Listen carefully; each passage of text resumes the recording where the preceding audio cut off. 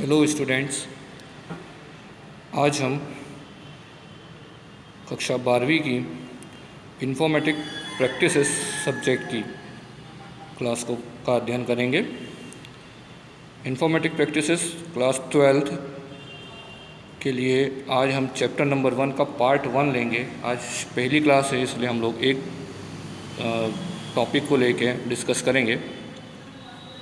अगर इससे संबंधित आपको कोई भी क्वेरी हो, कोई भी क्वेश्चन हो, तो आप शनिवार को नीचे दिए हुए लैंडलाइन नंबर पे 9 से 11 के बीच में फ़ोन लगाकर डिस्कस कर सकते हैं। चलिए तो हम क्लास को आगे बढ़ाते हैं।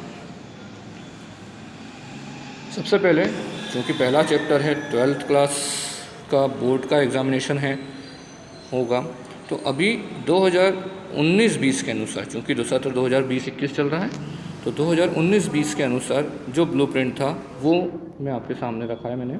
और इस ब्लूप्रिंट के अंदर 4 यूनिट है। चारों यूनिट के अंदर आपके मार्क्स डिवाइड किए हुए हैं। 70 नंबर का आपका थ्योरी पेपर होता है, 30 नंबर का या 30 नंबर का बोल सकते हैं आपका प्रैक्टिकल एग्जामिनेशन होता है। इनके अंदर 4 आपको यूनिट दिख रही है। पहली है नेटवर्किंग एंड ओपन स्टैंडर्ड, दूसरी है प्रोग्रामिंग, तीसरी है रिलेशनल डेटाबेस मैनेजमेंट सिस्टम और चौथी है आईटी एप्लीकेशंस। ये 2019-20 यानी पिछले साल के अनुसार ब्लूप्रिंट है। इस साल अगर बदलता है तो मैं आपको आगे इसकी जानकारी देता हूँ या दूंगा जब भी ये बदलेगा। अब हम इसका कंटेंट देखते हैं।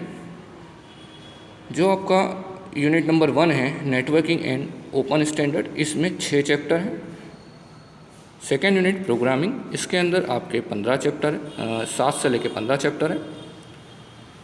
थर्ड यूनिट जिसके अंदर डेटाबेस मैनेजमेंट सिस्टम है, इसके अंदर आपको 16 से लेकर 19 चैप्टर हैं।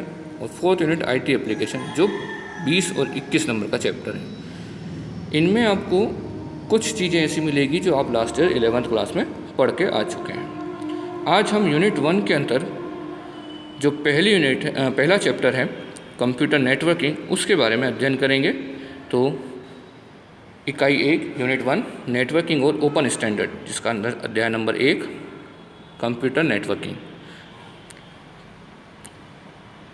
यदि सिलेबस में कोई चेंज होता है तो हम आपको आगे अवगत कराएंगे।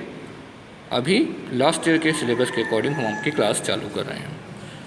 सत्र 2020-21 की क्लास शुरू करने के पहले पहला चैप्टर आपको दे रहे हैं हम। पहला क्वेश्चन, आपका पहला टॉपिक है कंप्यूटर नेटवर्क। तो कंप्यूटर नेटवर्क क्या होता है? एक कंप्यूटर नेटवर्क रिसोर्स शेयरिंग करने के उद्देश्य से एक दूसरे से जुड़े कंप्यूटरों का एक समूह है। शेयरिंग के लिए उपयोग में आने वाला सबसे प्रचलित संसाधन इंटरनेट कनेक्शन है। दूसरी भाषा में हम ये बोल सकते हैं, एक या एक से अधिक आपस में जुड़े कंप्यूटर्स का एक सेट या समूह को नेटवर्क कहा जा सकता है। सिंपल सी भाषा में अगर हम देखें, यहाँ एक डायग्राम दे रखा है मैंने, जिसके अंदर नीचे कुछ कंप्यूटर्स हैं जो आपस में एक दूसरे से जुड़े हुए हैं। सिंपल सा कहने का मतलब ये है कि यदि आप किसी भी इंस्ट्रूमेंट को एक दूसरे इंस्ट्रूमेंट से जोड़ते हैं तो वो नेटवर्क होगा, चाहे वो सिंपल कोई भी कनेक्शन हो, चाहे कंप्यूटर का प्रिंटर से जुड़ना हो, कंप्यूटर का वाईफाई से जुड़ना हो, कंप्यूटर का इंटरनेट से जुड़ना हो, कंप्यूटर का और किसी अन्य एलिमेंट से जुड़ना हो। ठीक है, इसके अलावा और भी ज़रूरी नहीं है कंप्यूटर के अंदर ही नेटवर्क होता है। हम हर दूसरी चीज़ों के अंदर भी नेटवर्क को देख सकते हैं। फॉर एग्ज़ाम्पल, जैसे हम हमारे फ्रेंड सर्कल में जुड़े होते हैं, क्योंकि एक व्यक्ति दूसरे व्यक्ति से किसी न किसी तरीके से कम्युनिकेट करता है, संचार करता है, आपस में बातचीत करता है, भले वो दूरस्थ हो, दूर बैठ के करे, उसके लिए वो नेटवर्क कहलाता है। मतलब सिंपल भाषा में अगर हम बात करें कि अगर एक या एक से अधिक कोई भी सिस्टम हो, कोई भी कंप्यूटर हो, अगर आपस में जुड़े हुए हों तो वो क्या कहलाते हैं? नेटवर्क कहलाते हैं, कंप्यूटर नेटवर्क कहलाते हैं। अब हम देखते हैं कंप्यूटर नेटवर्क की आवश्यकता। इसकी आवश्यकता क्यों हो रही है, देखते हैं। पहली आवश्यकता रिसोर्स शेयरिंग। रिसोर्स का मतलब आप लोग जानते हैं? नहीं जानते हैं अगर तो मैं आपको बता दूँ, हिंदी में इसको बोलते हैं संसाधन। रिसोर्स मतलब होता है जैसे कोई भी आप एलिमेंट लें। फॉर एग्जांपल मैंने प्रिंटर लिया, प्रिंटर एक रिसोर्स है जो प्रिंट करता है, और अगर हम उसको, क्या वो प्रिंटर ऑटोमेटिक प्रिंट दे देगा? नहीं। वो प्रिंटर किस तरह से प्रिंट देगा? जब हम कंप्यूटर या आपके CPU से या आपके निर्देशों को हम कंप्यूटर के माध्यम से प्रिंटर को देंगे। मतलब प्रिंटर का कंप्यूटर से जुड़ना आवश्यक है। मतलब हम एक रिसोर्स की दूसरे रिसोर्स से शेयरिंग कर रहे हैं, इसलिए हमारा डेटा क्या हो रहा है? शेयर हो रहा है, और इसीलिए आवश्यकता पड़ती है नेटवर्क की। अभी हम डेफिनेशन के थ्रू पे देखते हैं जो यहाँ पे लिखी हुई है। सभी प्रोग्राम, डेटा और उपकरण नेटवर्क पर सभी को उपलब्ध हैं।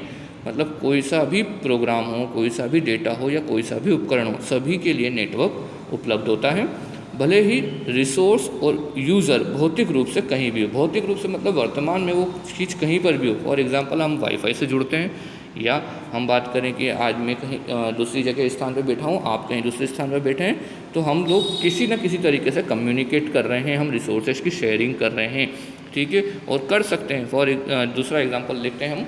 जैसे मान लिया हमारे पास यहाँ पे एक डायग्राम है जिसके अंदर एक मॉनिटर है, लैपटॉप है, वाईफाई है, प्रिंटर है, मोबाइल है, और भी छोटी छोटी एलिमेंट चीज़ें हैं। ये सभी आपस में एक दूसरे से कनेक्टेड है। मतलब प्रिंटर शेयर हो रहा है कंप्यूटर से, लैपटॉप शेयर हो रहा है वाईफाई से, या मोबाइल शेयर हो रहा है वाईफाई से। ये इतने सारे एलिमेंट आपको वहाँ दिख रहे हैं, ये सब आपस में एक दूसरे से क्या हो रहे हैं? शेयर हो रहे हैं, ठीक है। तो ये रिसोर्स शेयरिंग, इसकी बहुत बड़ी आवश्यकता है नए कंप्यूटर नेटवर्क की, इसलिए इसको हम यूज़ करते हैं। दूसरा हमारे पास दूसरी जो आवश्यकता है वो है उच्च विश्वसनीयता, हाई रिलायबिलिटी। एक फाइल 2 या 3 मशीनों पर सुरक्षित रखी जा सकती है, इसलिए उनमें से एक उपलब्ध नहीं है तो फाइल की अन्य प्रतियां उपलब्ध हो सकती है। फॉर एग्जांपल, जैसे हमारे पास मान लिया उच्च विश्वसनीयता किसको किया बोलते हैं? जैसे हम किसी चीज़ पे विश्वास कर सकें, और हम विश्वास किस चीज़ पे करते हैं? जिस पे हमको एक गारंटी होती है कि ये काम हो पाएगा या हो जाएगा, ठीक है। जिन पे हमको गारंटी नहीं होती कि काम नहीं होगा, वो उन पे हम विश्वास नहीं करते हैं। तो यहाँ पर हम लोग कंप्यूटर से जुड़ी हुई किसी भी फाइल को जब शेयर करते हैं तो हम उसमें विश्वास करते हैं कि हाँ, ये गारंटी से पहुँच जाएगी। दूसरी बात कि अगर हमारे पास कोई डॉक्यूमेंट है या कोई फाइल है, वो अगर हम 3 से 4 सिस्टम पर रखें, मान लिया एक सिस्टम ख़राब भी हो जाता है, तो हम दूसरे सिस्टम से उसकी प्रतियां, उसकी कॉपी निकाल सकते हैं। ये हमको विश्वास होता है, ठीक है। ऊपर एग्जाम जो डेफिनेशन दी उसमें एक छोटा सा ही बताया है उन्होंने कि हम अन्य प्रतियां, दूसरी फाइलों, जितनी भी फाइलों की प्रतियां हैं वो हम कहीं पर भी उपलब्ध कर सकते हैं। और नीचे डायग्राम में आपको दिख रहा है कि बहुत सारे सिस्टम अलग अलग नेटवर्क में जुड़े हुए हैं, लेकिन सभी का नेट जुड़ाव एक साथ है। तो ये कितनी भी चीज़ों को शेयर कर सकते हैं, और ये इनकी विश्वसनीयता है कि ये गारंटी से डेटा को शेयर भी करेंगे और उनकी हर चीज़ की कॉपी अपने अपने पास रखेंगे। फॉर एग्जांपल, मैंने आपको कोई मैसेज भेजा, अगर ग्रुप में भेजा तो सभी व्यक्तियों के पास वो चीज़ उपलब्ध रहेगी। अगर मेरे पास से डिलीट हो गया है, किसी और अन्य के पास से डिलीट हो गया, तो ग्रुप में किसी के पास तो ऐसा होगा जो वो सेव करके रखेगा और आपको बाद में दे सकता है। थर्ड पॉइंट देखते हैं हम, लागत का कारक। निजी कंप्यूटर को माइक्रो कंप्यूटर की तुलना में बेहतर मूल्य प्रदर्शन अनुपात है। इसमें हम देखते हैं कि लागत, कॉस्ट हम लोगों को कम पड़ती है, ठीक है।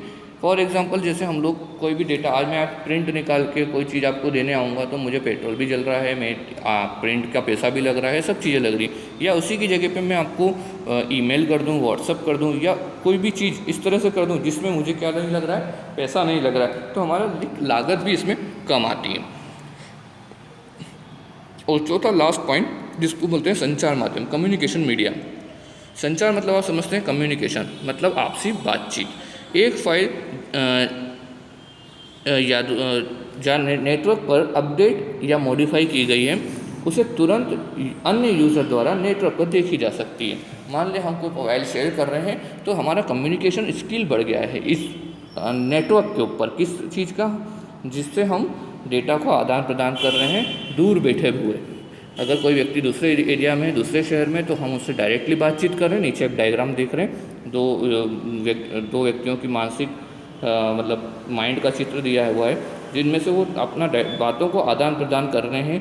ऊपर माध्यम दे रखे हैं आपको, चाहे वो टेलीफोन के माध्यम से, ट्विटर के माध्यम से, मैसेज के माध्यम से, शेयरिंग के माध्यम से, क्लाउड के माध्यम से, या अन्य किसी माध्यम से, ठीक है। तो इन तरह की चीज़ों को हम कम्युनिकेशन मीडिया बोलते हैं या संचार माध्यम बोलते हैं, जिसकी वजह से आज हम दूरस्थ बैठे हुए किसी भी व्यक्ति को क्या कर सकते हैं, मैसेज दे सकते हैं या किसी भी तरीके का डेटा का आदान प्रदान कर सकते हैं। तो आज के हमारे टॉपिक में यह इम्पॉर्टेंट चीज़ थी। अब हम नेक्स्ट क्लास के अंदर नेक्स्ट टॉपिक, इसके आगे का टॉपिक चैप्टर नंबर 1 का ही पार्ट 2 लेके आएंगे। अगर इनसे रिलेटेड आपको कोई भी क्वेरी हो तो स्कूल में आप नीचे लिखे हुए नंबर पे, कॉन्टेक्ट नंबर पे कॉल कर सकते हैं शनिवार को 9 से 11 के बीच में।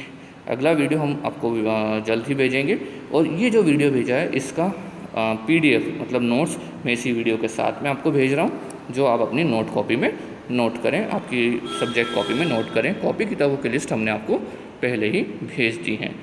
Thank you.